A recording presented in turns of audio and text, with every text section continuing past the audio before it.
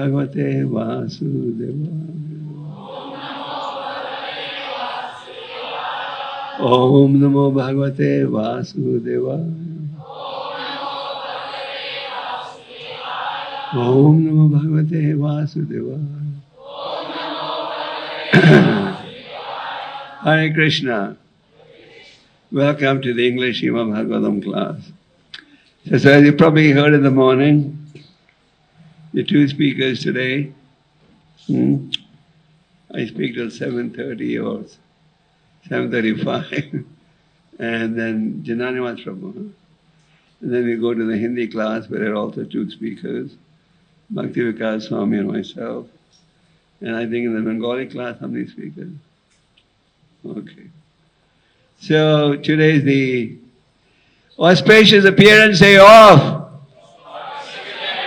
Narasimha. Everybody worships Narasimha, isn't it? Why? Because everybody's always in difficulties. Everybody always has problems. So we're going to take a verse from the 7th canto, chapter 8, text 17. Is that the verse on the board? I told them.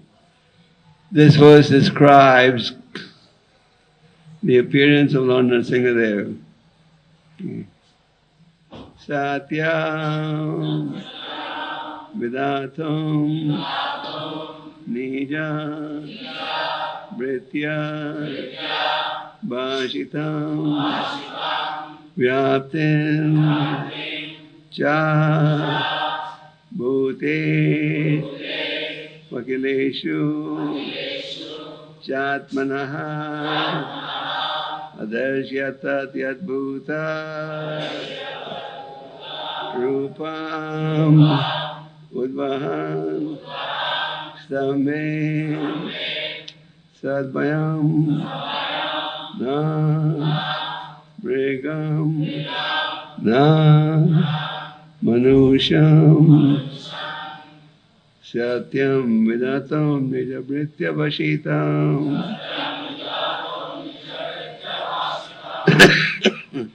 Vyaptenja Bhutesh Vakileshu Chatmana Adarshyatat Yadbhuta Rupamudvahan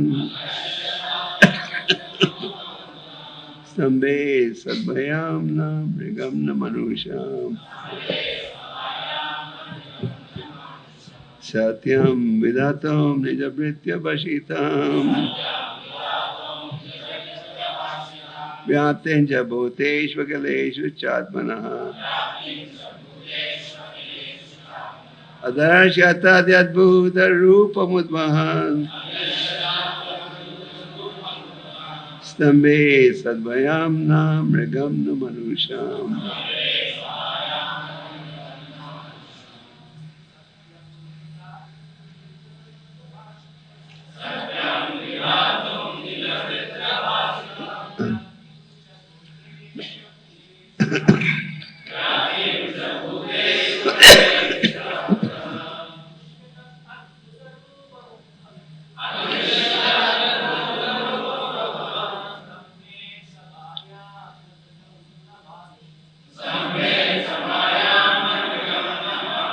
Mataji's.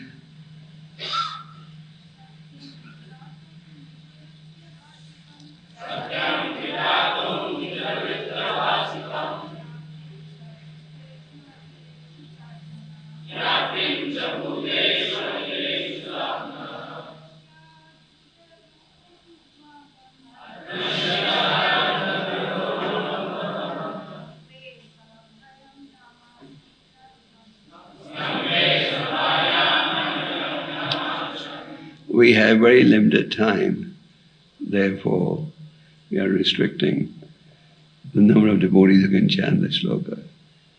If we only have 40 minutes. Satyam, true. Vidatam, to prove. Nija Britya Bhashitam, the words of his own servant Prahlad Maharaj. Vyaptem, the provision. Cha, and Bhuteshu, among the living entities and elements. Akhileshu, all.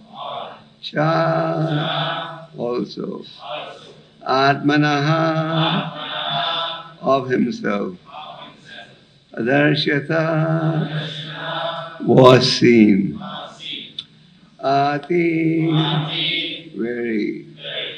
Adbhuta, wonderful.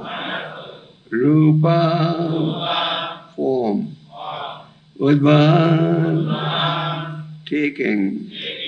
Stambhe, in the pillar. Sabhayam, within the assembly. Na, not. Mrigam, an animal. Na, not. Manusham, a human being. So we selected this verse for discussion today because this verse in the Bhagavatam actually describes the appearance of the Lord as Narasimha. To prove that the statement of his servant Prahlad Maharaj was substantial. In other words, to prove that the Supreme Lord is present everywhere, even within the pillar of an assembly hall. The Supreme Personality of Godhead Hari exhibited a wonderful form never seen before. The form was neither that of a man nor that of a lion. Thus the Lord appeared in a wonderful form in the assembly hall, purported by His Divine Grace, A.C. Bhaktivedanta Swami Srila Prabhupada. Srila Prabhupada ki. When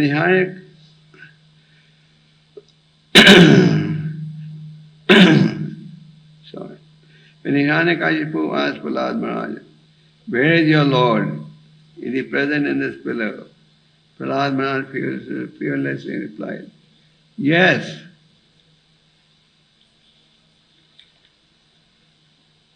My Lord is present everywhere.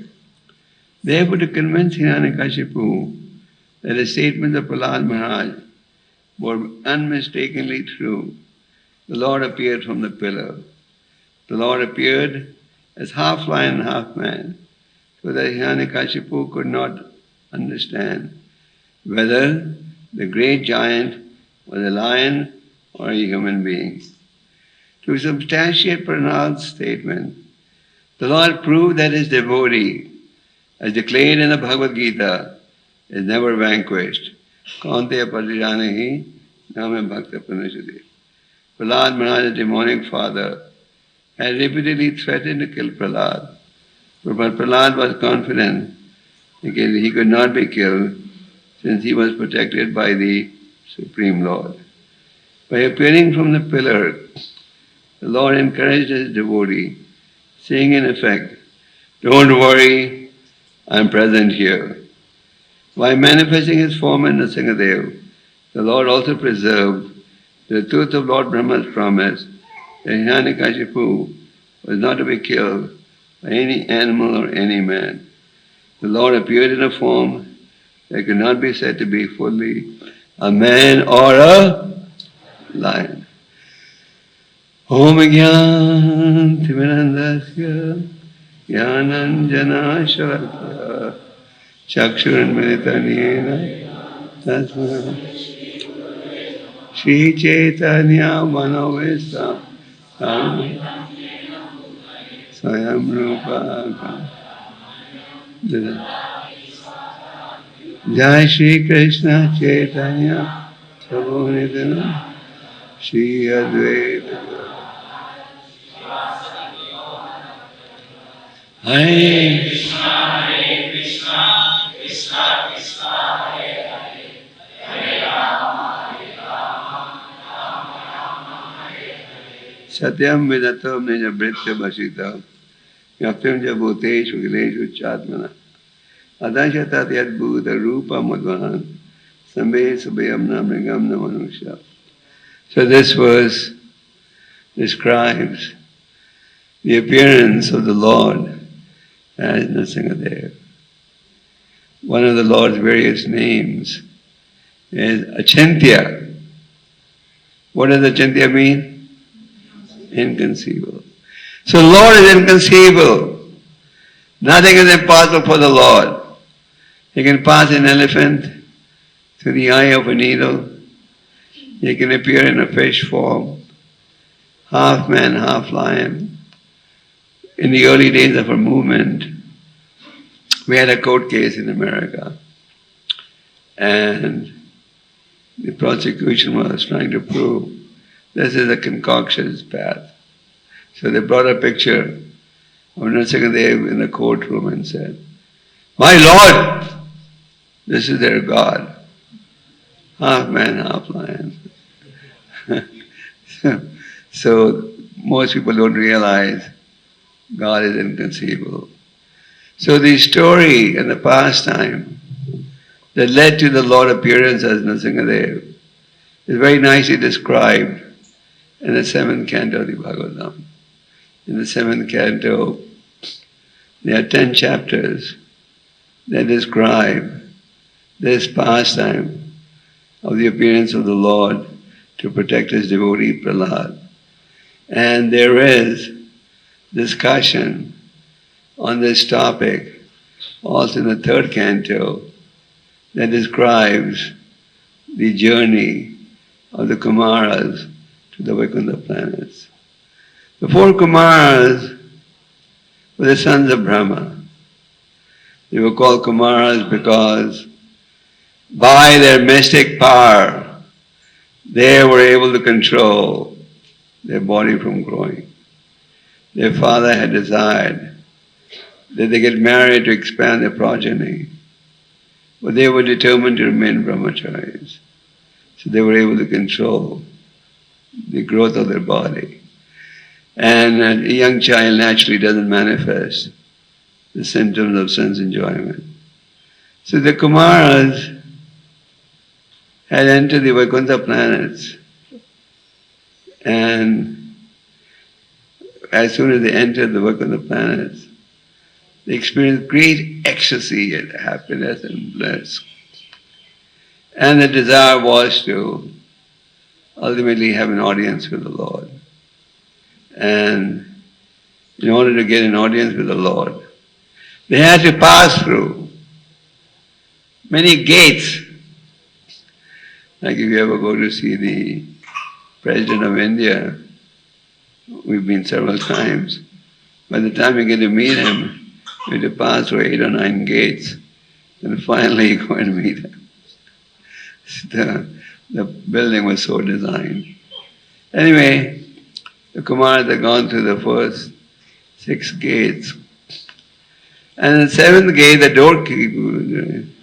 doorkeepers, like you see in most Indian temples, they have Jai Vijay at the entrance.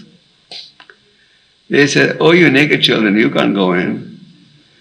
Just like when we have our lectures here, if children are making noise, you tell them to go out and play. Only the disciplined kids can sit in the class. So Jai Vijay, the doorkeepers, didn't consider it appropriate that these naked children could come in. So they stopped the Kumaras from entering into the 7th gate, penetrating to the 7th gate. The Kumaras were upset. They were experiencing such great ecstasy that they said, "You are unqualified to stay here. How can you stop us from experiencing the transcendental pleasure that we are experiencing?" And as a result, the Kumaras proceeded to curse the doorkeepers. If the Lord wanted, the curse could have been withdrawn. The doorkeepers did not get alarmed when they heard that they were going to get cursed. Parikshit Maharaj was cursed to die. He didn't panic. If you go to a doctor and the doctor says, you have cancer, you want to pass away in a few days, we panic and everyone panics. But Parikshit Maharaj instead chose a very royal way, exemplary path, how to leave the body. So the Jai Vijay, the two doorkeepers, they did not mind getting cursed. But they had only one desire. What is that desire? That they may be able to constantly remember the Lord. This was their desire. Anyone who remembers the pastimes of the Lord progresses spiritually, just like fire. Fire, anyone touches it, he gets his hands burnt. So remembrance of the pastimes of the Lord is so important. It doesn't matter in what mood you meditate. Meditate as an enemy, as a devotee, as a lover, as a son, you benefit. So Jai Vijay said, okay, if you want to curse us, fine, but put us in a position that we can always remember the Lord. And that should be our desire. In the Nectar of Devotion by Rupa Goswami, there's so many rules and regulations. Do's and don'ts of ISKCON, devotee. But in the end it is said that the purpose of all these rules and regulations is to bring us to the point that we always remember Krishna and ever. So on this auspicious day, this would be a good resolution to make, that I will mold my life in such a way that I can always remember Krishna and never forget Krishna. So Jai Vijay agreed to accept the curse.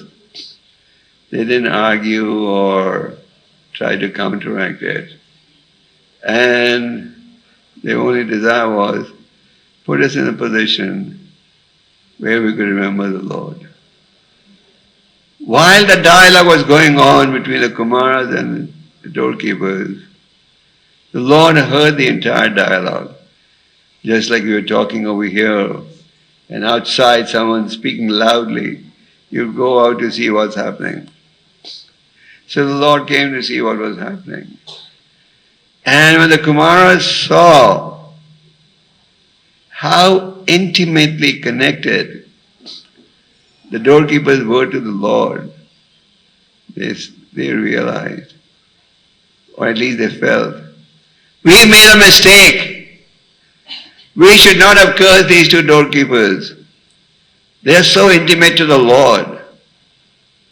And maybe we should withdraw our curse.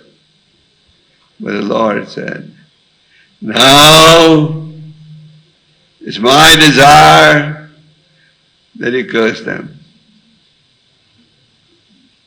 Why? The Lord was planning on appearing on the planet, and He wanted His own devotees to play the role of demons to make His pastimes more relishable. This doesn't mean that now we start cursing each other and say, this is the Lord's desire that I curse you. No. So the Lord said, it is my desire that you curse them. And Jai Vijay became Hiranyakashipu and Hiranyaksha. Hiranyaksha was killed by the Lord who appeared in Vara form. And this greatly angered Hiranyakashipu. Hiranyakashipu and Hiranyaksha were the sons of Diti and Kashyapa. There's a certain science to procreation. Like in our books we talk about Garbhadan Sanskar. But they were conceived at a time which wasn't very auspicious. And as a result they grew up with this demonic mentality. Hiranyakashipu was very angry because Hiranyaksha was killed by the Lord appeared as a born incarnation. So as we said earlier, the Lord is a Chintya. He can appear as a fish, as a boar, as a half man, half lion. He can take one footstep, cover the whole earth planet. With one footstep, you can cover everything from the earth to the sky. Nothing is impossible for the Lord. That is the realization of a devotee on the path of Bhakti Yoga. So Hiranyakashipu's sister-in-law and mother were lamenting, "Oh, our son or my husband got killed." So Hiranyakashipu at that time, he was a pandit. He appeared on the sea, he went over there, and he tried to console his mother and his sister-in-law and his nephews. Hiranyakashipu knows the philosophy inside out. If you read in the 7th canto, you see how strongly he preaches. He explained to his mother and sister-in-law, just like when we are traveling, we come together for some time and then we get separated again. So he said that's how we all come together for some time and then we get separated again. So what's there to lament? After all, the soul doesn't die. It's only the body that is perishable. And he was preaching this philosophy. And he gave the example of a king, 𝐃𝐢𝐬𝐭𝐫𝐚𝐜𝐿, who died in a battle. His wives were so attached to the body of their husband that they would not let the body go for funeral. They were just crying loudly, hoping that their dead husband would come back to life. Till Yamraj heard their cries, and Yamraj came down to this earthly planet as a young boy, walked into the assembly and preached to them. He said, "It appears while you're crying, you're not going to bring your dead husband back to life." And Yamraj gave an example of a cruel hunter who used to attract birds by throwing food to them. And when these birds would come to eat the fruits, he would shoot them. So there was a husband, wife and kids. And the hunter threw some food. And the she-bird, Kalanga bird, got captured by the hunter. She fell in the hunter's net. The husband was saying, "Now my better half is caught in a net. What am I going to do? How am I going to bring up these children?" And just lamenting, he also fell in the hunter's net. So Hiranyakashipu gave this example, Yamraj gave this example to show how ultimately we're all going to get captured by the process of death. There's no need to lament. Just like the Bhagavad Gita says, the wise man doesn't lament for the living or the dead. So Hiranyakashipu knew the philosophy very well. So Hiranyakashipu's ultimate aim was to become, what was his ultimate aim? To become deathless. And he was performing very great austerities on a hill known as, what was it known as? Mandara Hill. He was performing very great austerities. Do any of you do yoga? Yeah? Okay. Ramdev is supposed to be very famous in yoga. How long can the best yoga performer stand on his toes? 10, 15 minutes, 20 minutes, anything better. But Hiranyakashipu, when he was performing his austerities, he stood on his toes with his hands raised towards the sky for 100 celestial years. 100 celestial years is equal to thousands of years by today's calculation. Very soon, on the 16th of June, you're going to celebrate Nirjala Ekadasi. How many of you are planning on really observing Nirjala Ekadasi, no water? Oh, that's all. Okay. In Russia, it's almost 99%. Okay, anyway, you do Nirjala Ekadasi for one day, no water, big achievement. But Hiranyakashipu was so austere. He stood on his toes with his hands raised towards the sky for 100 celestial years. 6 months of our early planet is equal to 12 hours of the heavenly planets. So, and then, not only did he stand on his toes with his hands raised towards the sky, he did not take a drop of water. You won't take a drop of water for one day in Nirjala Ekadasi, and you'll think it's a big achievement. But Hiranyakashipu did not take a drop of water for 100 celestial years. For thousands of years, he didn't take a drop of water. He was so austere. And his whole body had become an anthill. An anthill is a hill where you have thousands of ants going up and down. You know, you have sometimes an ant crawls into our body and you feel so irritated, am I right? We can't even tolerate one ant. We usually get garlands, and sometimes we get garlands with ants in them.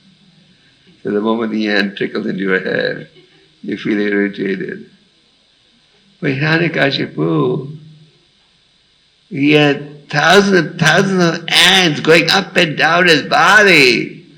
All his flesh was eaten by the ants, and he did not feel irritated at all. Can you match that performance? Letting thousands of ants crawl in your body. Stand with the toes, hands raised towards the sky, not a drop of water. He was performing all these austerities. Why? And fire emanating from his head. The whole planet was full of smoke. He was so powerful. And he had a certain desire. And what was the desire? To become deathless. So the demigods were very unhappy. They could not tolerate all this.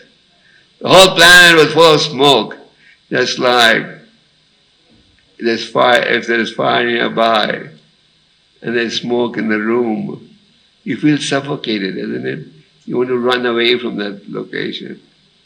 So the demigods came to Brahma and said, do you know the austerity that Hiranyakashipu is performing? Why is he performing? He wants to occupy your position. It's impossible for us to stay in our planets. There's so much disturbance. Please come and stop this. Brahma said, okay. Brahma proceeded with the demigods to find Hiranyakashipu. They didn't even know where he's performing his austerities. They were searching for Hiranyakashipu. And then they were standing right next to where Hiranyakashipu was. And they could not identify. Because they saw so many ants going up and down, up and down, up and down, that they thought that they're standing next to an anthill. Till they discovered, oh, this is Hiranyakashipu. His whole body is eaten by ants. Then Brahma, what do you do? From his kamandalu, he sprinkled the water on Hiranyakashipu's body. And as a result, Hiranyakashipu became a young man. Became a rejuvenated young man. And the limbs of his body were so strong that each limb could easily tolerate a thunderbolt. Even the thunderbolt could not penetrate through each limb. He became so strong, handsome young man. So Brahma said, why are you performing all these austerities? He explained, he desires to have a benediction that he may not die. And Brahma said, how can I give you that benediction? Because ultimately, even I have to die. How can I give you that benediction? And so what did Hiranyakashipu do? He gave up. Okay, please don't give me benediction. No.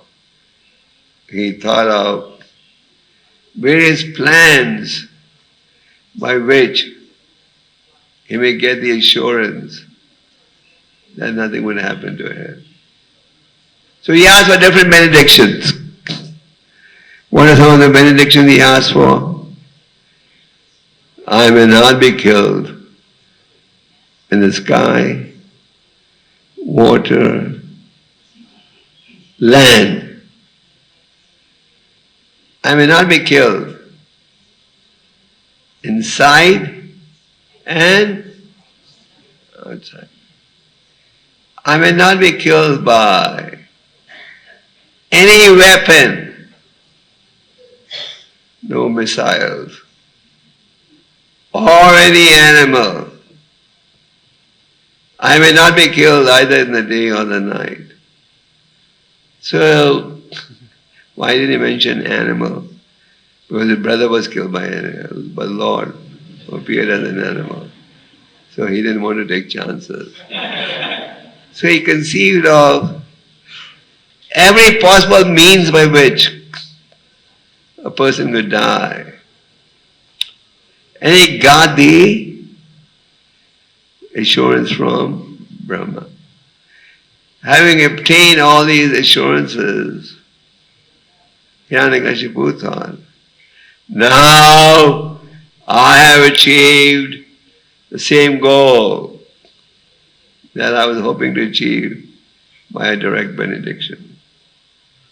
And Hiranyakashipu began to rule over the planets, where he was cruel.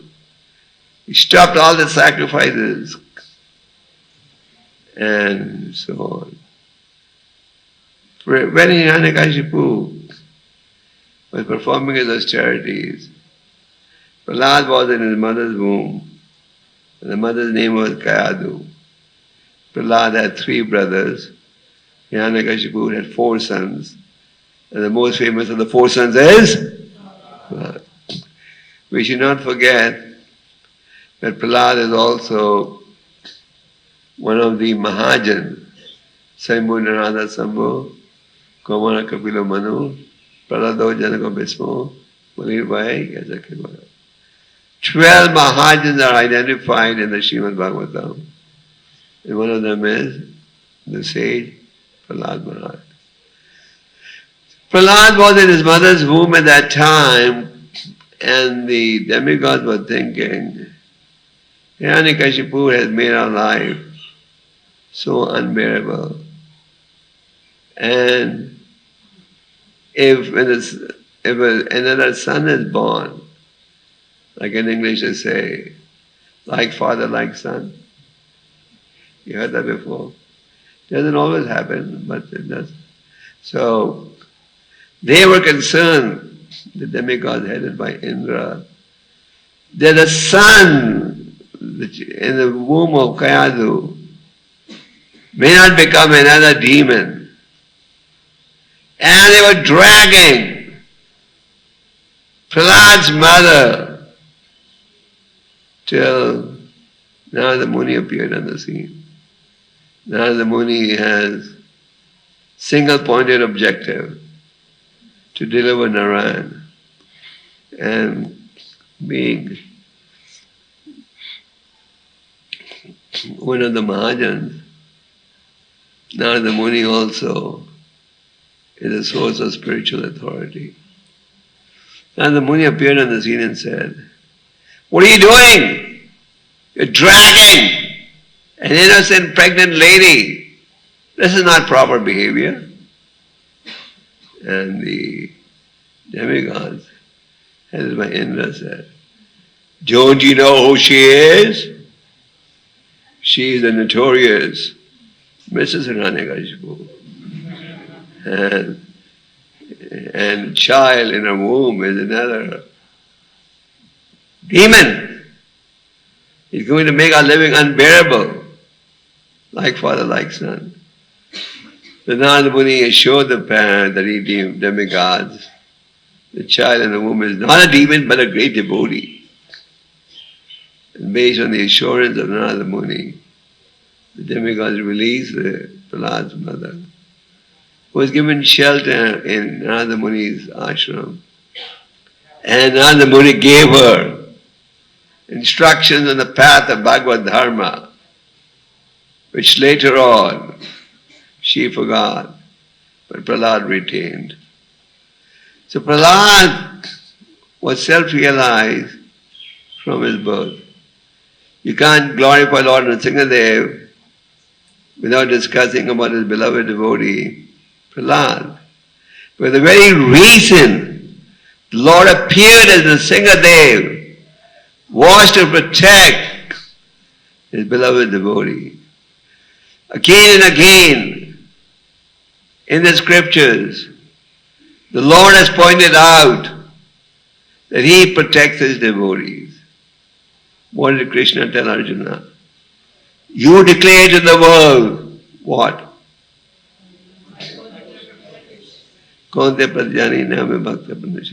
Krishna could have told directly, my devotee never perishes, don't worry. But he instead chose a devotee. You tell the world, my devotee will never perish. Just like in the modern day advertising industry, they get all these movie stars, sports stars to endorse a product. They say, buy this shaving cream, it's very good. They get paid $1 million for saying that. And people buy it. So they probably got this idea from Krishna telling Arjuna, you declare to the world. Because the manufacturer himself can say, my shaving cream is the best. When he gets a movie star or a sports star to say, no, you say it's the best. So Krishna could have directly said, when he told Arjuna, no, you say that my devotee will never perish. So Prahlad had to go through severe turbulences. It's not uncommon for devotees of the Lord to face challenges. Of course, right now we're sitting in India, where at least so far you can preach the Vedic Dharma quite openly. But there are many parts of the world we can't do that. There are many parts of the world where devotees have to go underground. Devotees have to go in suits. Devotees have to risk their lives to say that Krishna is the Supreme Personality of Godhead. And devotees have done that. And that's why the Krishna conscious movement today and virtually in every corner of the globe, due to the sacrifice made by followers of Prabhupada. They have risked their lives and gone in atmospheres where Krishna was totally unknown and where it was a challenge to establish Krishna consciousness. So Prahlad had to preach under very difficult circumstances. His father was opposed to any glorification of Vishnu at all. His father would repeatedly tell him, "Where are you getting this attraction for Vishnu?" His father would chastise Prahlad's teachers, whose names were Sanda and Amarka, the sons of Shukracharya. Shukra means semen, the two categories of spiritual masters. One who becomes a guru by birth, the other is by qualification. Our Siddhanta is qualification, guna. So Prahlad had to go through very severe challenges, far more severe than any of us had to go through in any part of the world. Prahlad's father, when he saw that Prahlad's not stopping his dedication to Vishnu, he's not giving it up. He warned him many times. Sanda and Amarka, they also warned Prahlad. Prahlad's father would chastise his teachers. He would say, "You don't realize the Vaishnavas are coming in disguise and brainwashing my son, and you're not noticing it?" And Sanda and Amarka would say, "Sir, we are Brahmins. Don't chastise us like this. We ourselves are bewildered. We don't know how your son gets all this knowledge. We are bewildered ourselves. We haven't seen any Vaishnavas coming in disguise. We have very tight security around him. We are also bewildered." But he said, "Don't worry, we'll brainwash him, nothing to worry." So they went through an intensive brainwashing program. You know what's brainwashing? In the early days of our movement in the Western countries, we were accused. The Hare Krishna are brainwashing. The Prabhupada gave a story. He said, there was once a deaf man who was calling his wife. The deaf man said, "Wife, come here." The wife was cooking in the kitchen and she said, "I'm coming, I'm cooking right now." And the husband waited, then he got impatient. "Wife, come here." She said, "I'm coming." Finally he got impatient and said, "Are you deaf, you can't hear? I'm calling you for such a long time." So Prabhupada gave this example to show he was deaf. He was addressing his wife, "Are you deaf?" So we are all brainwashed by this materialistic society, especially in Kali Yuga. The advertising industry is so big.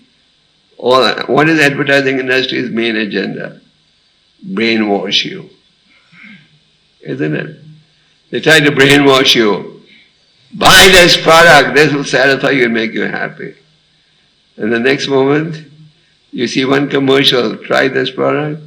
And the next minute you see another commercial, try this product. Isn't it?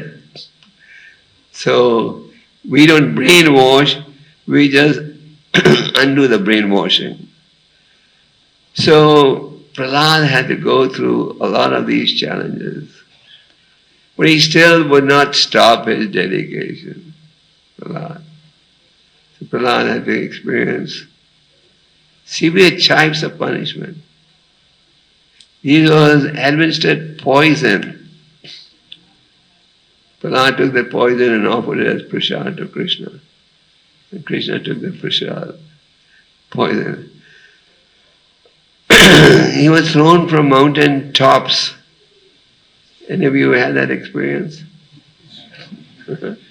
Any of you were thrown over a mountain top? He had elephants walk over him. Any of you had that experience? We have 2 elephants here, 2 elephants.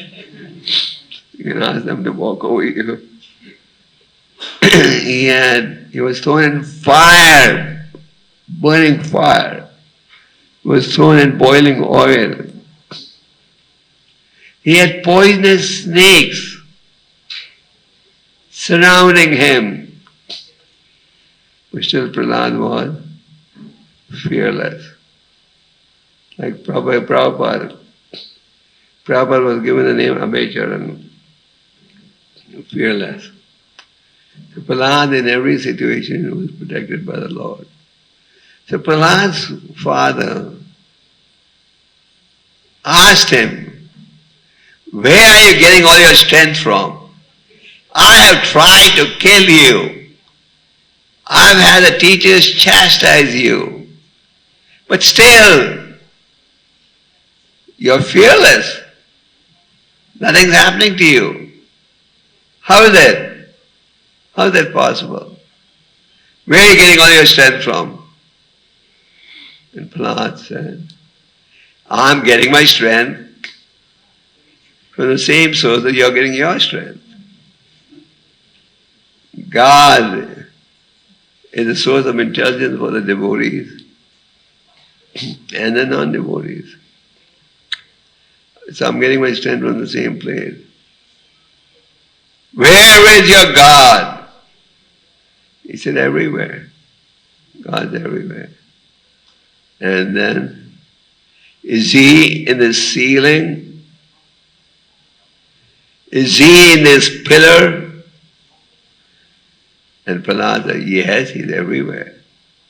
So when he heard that the Lord was in the pillar, he took his sword out, thinking that now I have captured the Lord.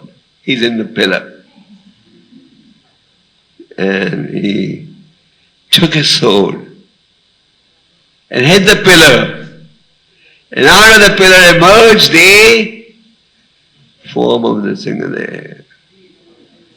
We have limited time, so we've skipped over a lot. So, when he first appeared at Narasimha, the sound was so intense that even Lord Brahma, when he heard the war sound, he thought the world was cracking. Just like sometimes, I believe a few days ago, you had a hurricane or a windy monsoon here. So now in the rainy season, you have lightning, thundering and so on. So when the demigods heard this sound, it was so loud, they thought the world was cracking. And when Hiranyakashipu saw the swarm of Narasimha, for a minute he was bewildered. This form I've never seen. Half man, half lion. How is this possible? But then he recognized, yes, this must be another trick of Vishnu. Vishnu thinks he can fight with me? Okay, we are ready for a fight. He took out his sword and attacked the Lord. The Lord attacked him. The Lord then had him at the grip, but then he let him run away. Just like Garuda captures a snake and then leaves it. And when the Lord let him go away, the demigods who were watching the encounter said, "Oh, alas, alas! Hiranyakashipu has escaped, my God! Our living is going to be terrible." Just like in the movies you see this hero fighting with a villain. Sometimes it appears that the hero is about to lose the battle, isn't it? And people panic. And in the end the hero ends up winning the battle, isn't it? So they got this idea probably from this pastime of the Lord. Because in the fight that took place between Hiranyakashipu and Lord Narasimha, at times it appeared as if Hiranyakashipu was winning. Till finally the Lord placed him on his chest, placed him on his lap, and with his nails bifurcated Hiranyakashipu's body with his nails. Hiranyakashipu had obtained various assurances from the Lord. But the Lord is so kind, He keeps the promises of His devotees intact. And the Lord knew the assurances given by Brahma. So keeping all of Brahma's assurances intact, the Lord killed this powerful demon Hiranyakashipu. He killed him at what time? Twilight, evening, when it's neither day or night. He killed him right at the entrance. Because Hiranyakashipu had obtained an assurance, I won't be killed either in the day or in the night, either inside or outside. He killed him on his lap. It's just honoring Brahma's assurance. He will not be killed in the sky or the earth or water. He killed him by his nails. He has become so powerful, Hiranyakashipu, that each limb of his could tolerate a thunderbolt. But the Lord just killed him with his nails without using any weapons at all. So keeping all of Brahma's promises intact, the Lord, what did He do? He killed Hiranyakashipu. Prabhupada was giving a lecture in Los Angeles on this occasion, the occasion of the appearance of Lord Narasimha. And Prabhupada at the end of the lecture said, jokingly, after killing Hiranyakashipu, the Lord told Brahma, don't give such assurances in future. You made my job very hard. Because the Lord had to keep all of Brahma's assurances and still kill Hiranyakashipu. So this is the inconceivable nature of the Lord. And the Lord always honors and protects His devotees. After this benediction, after Hiranyakashipu's being killed, the Lord was so angry that no one was ready to go next to Him. The demigods were not ready. Lakshmiji wasn't ready. She had never seen such a fearful form of Narasimha. Then in the end, the Brahma told Prahlad, you go and pacify the Lord. And Prahlad went and instantly pacified the Lord. And then the Lord asked Prahlad, because of me, you had to go through so many inconveniences. Ask me for any benediction that you want. Any benediction that you want. And Prahlad said, my dear Lord, if you want to give me a benediction, just give me the benediction that I may always be with devotees, engaged in pure devotional service, and please may not have any lusty desires in my heart. Please give me the benediction that I may have no lusty desires in the heart.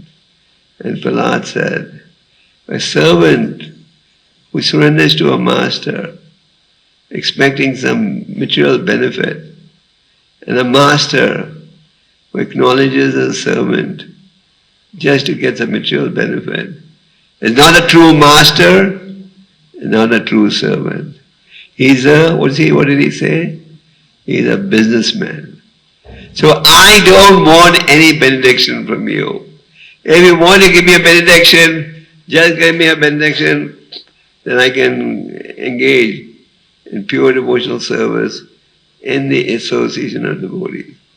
That should be our mood, to just aspire for pure devotional service.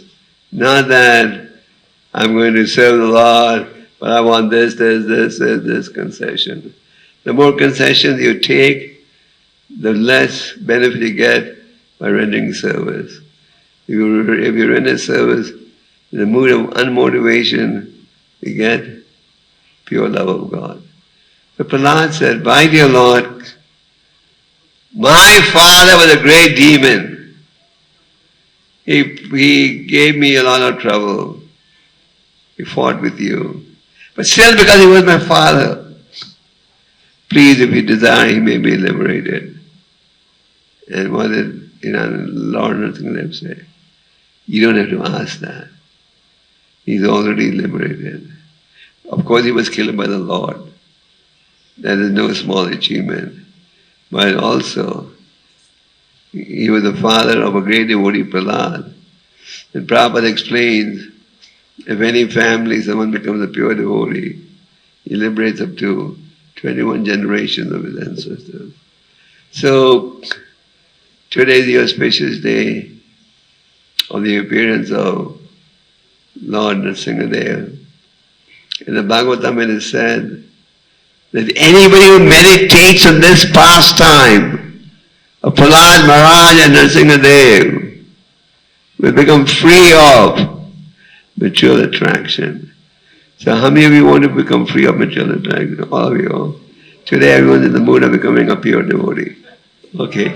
So Bhagavatam says, anyone who hears, meditates, talks about this pastime of the Lord will become bereft of material desires. So we should, on this auspicious day, pray to Lord Narasimha that please may all our material desires get vanquished. What did Prahlad say? My dear Lord, if you want to give me a benediction, please give me this benediction, that all my material desires may be vanquished. So how many of you have that desire? Okay. So pray to the Lord that all our material desires may get vanquished and we may engage in pure devotional service, birth after birth. So here in Mayapur you have this very wonderful deity of Lord Narasimha and Prahlad Maharaj being looked after very well by Janani Prabhu and his team. And I think Janani was here. Okay. I'm making place for you. So the deities have been looked after so nicely. So pray to Lord Narasimha to be blessed with pure devotional service. There's so many wonderful stories of Prahlad, but there's no time. And Prahlad's mood was to preach. He went through all these difficulties, but his only desire was to preach. Prahlad said, my dear Lord, I'm not worried about my own liberation, but I'm worried about those who are trying to convert distress to happiness. So we should cultivate the mood of Prahlad Maharaj, become fearless in our preaching, take to the path of pure devotional service, and only pray, please vanquish all the material desires. And that means, please bless me so I can do pure devotional service. Prahlad Maharaj ki, Narasimha Bhagwan ki, Lord Narasimha ki, Gaur Premananda. Hare Krishna. Hare Krishna, Hare Krishna, Krishna Krishna, Hare Hare.